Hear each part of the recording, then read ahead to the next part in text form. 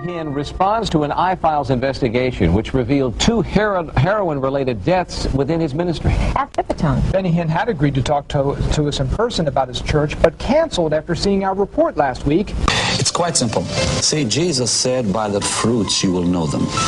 And just watch the person's fruits. If they display a clean life, a Christian character, if they show true Christianity, then they're really for real.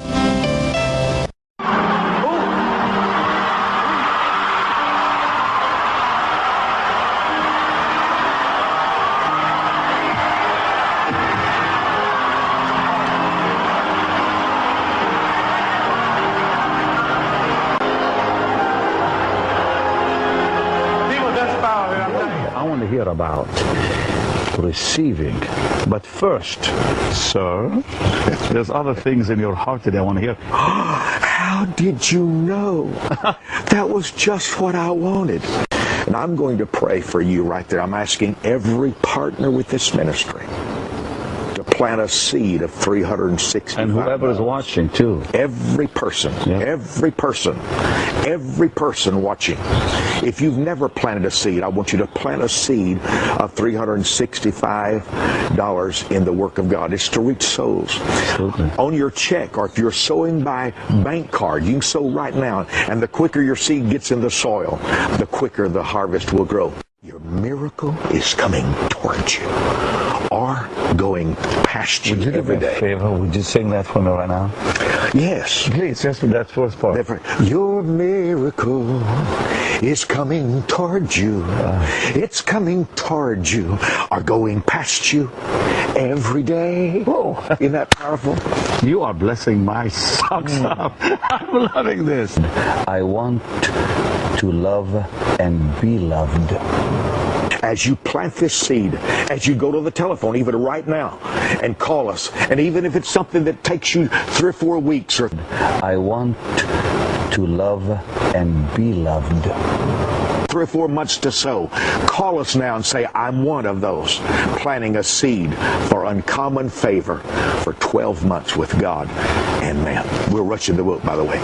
I want to love and be loved.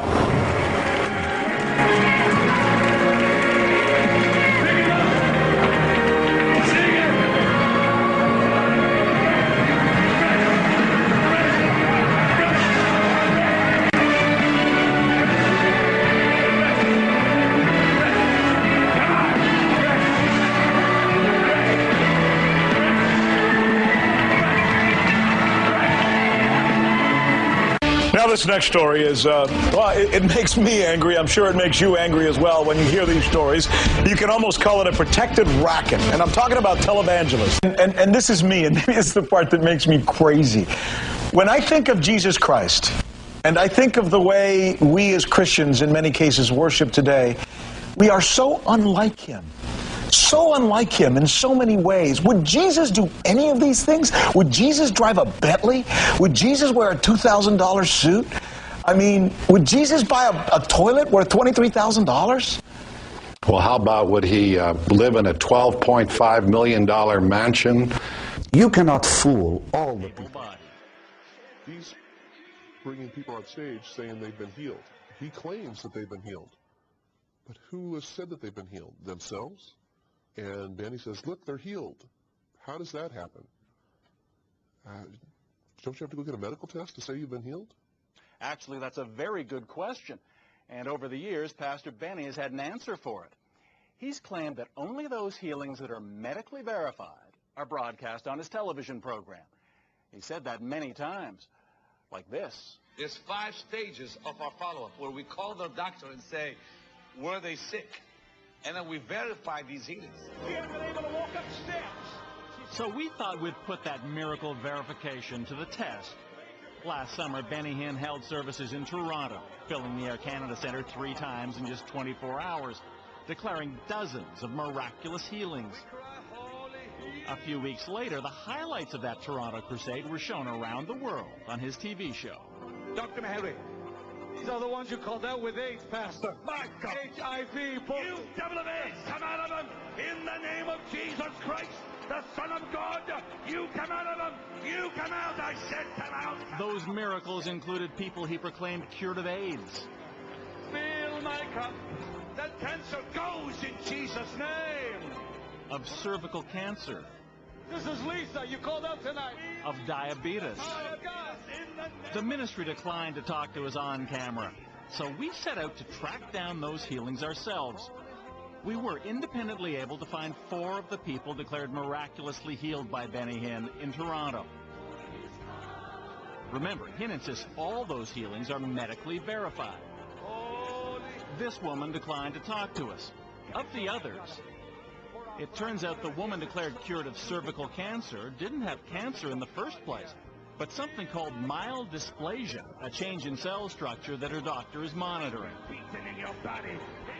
Since the crusade, this woman's diabetes actually got worse, and she was hospitalized. And according to her latest medical test, the woman in the center still has AIDS. So what really is going on here? Is it mass deception? Mass hypnosis? From his research, Justin Peters believes this. It's a matter of mind over body. And for a while, Under U.S. tax laws, the Hinn Ministry is a religious organization and not obligated to make its finances public. Most major U.S. churches and ministries release that information voluntarily, not Benny Hinn's. But there is something else to go on here. 2 years ago, Hinn sent out a fundraising letter in which he explained there had been a 10% dip in donations over the past 6 weeks. He said he needed an extra $2.5 million to make it up. Do the math. If that's true, by his own calculations, Benny Hinn's ministry takes in more than $200 million a year. And because it's registered as a religious organization, it's all tax-free. And if Hinn won't say how much his ministry brings in, neither will he reveal how all that money is spent. What he has said, over and over, is this. What you give never goes to Benny Hinn. Never.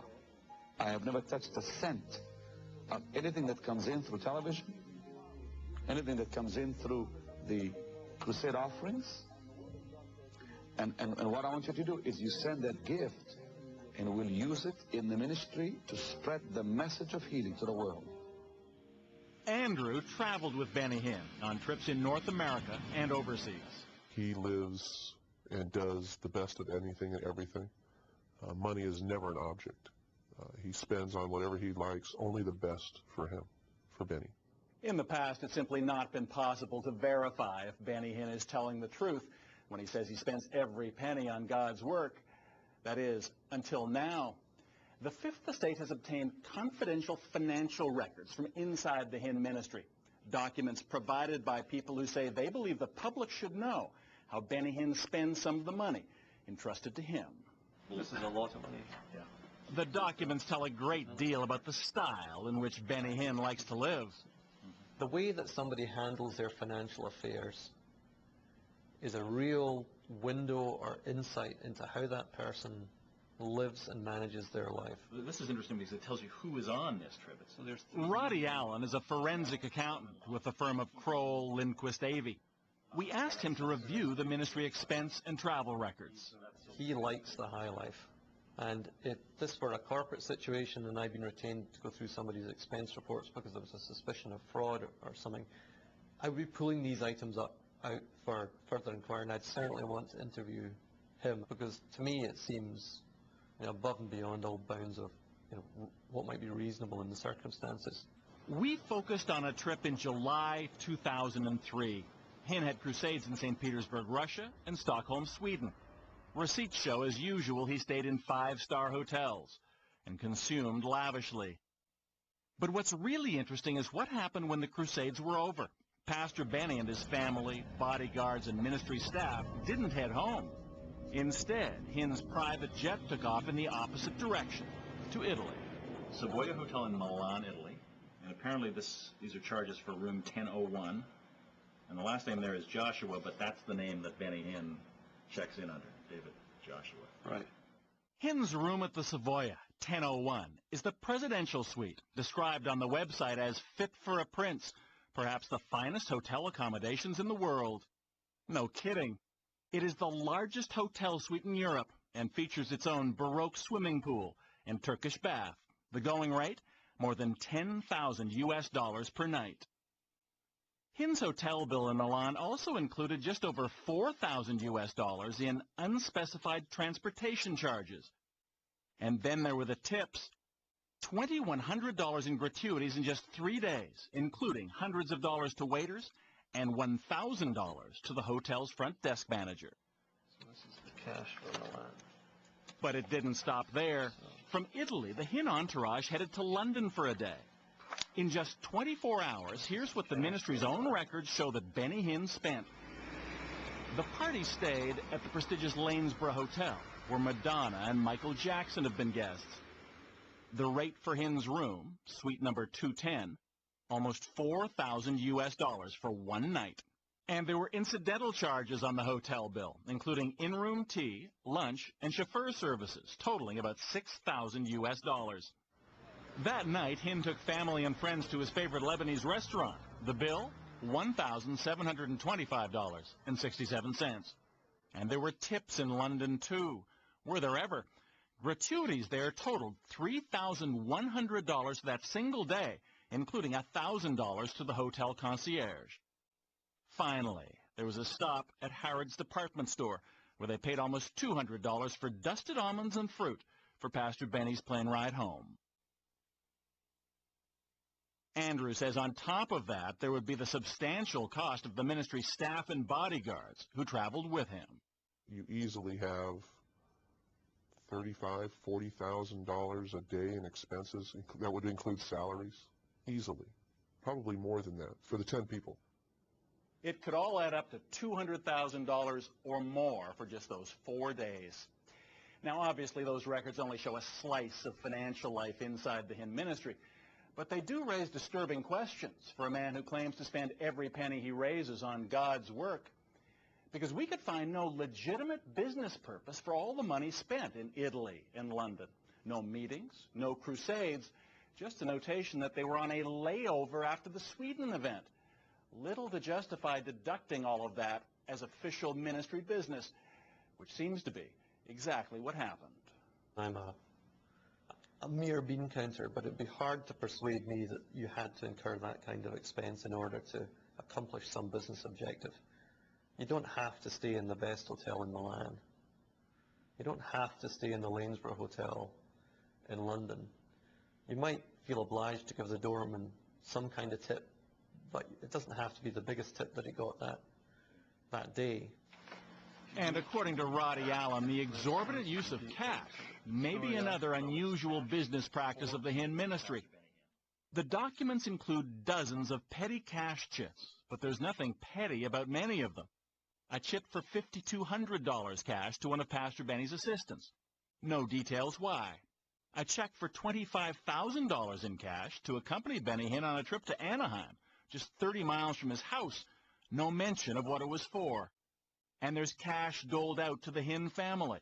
In just over 1 month in 2003, several payments totaling $23,000 to Pastor Benny and his wife. Again, no details as to what it was for. There was an explanation on this chit. Just days before he tipped a hotel clerk $1,000, Pastor Benny gave $20 to a homeless woman with a baby, also apparently deducted as ministry business. It is possible that Benny Hinn can explain.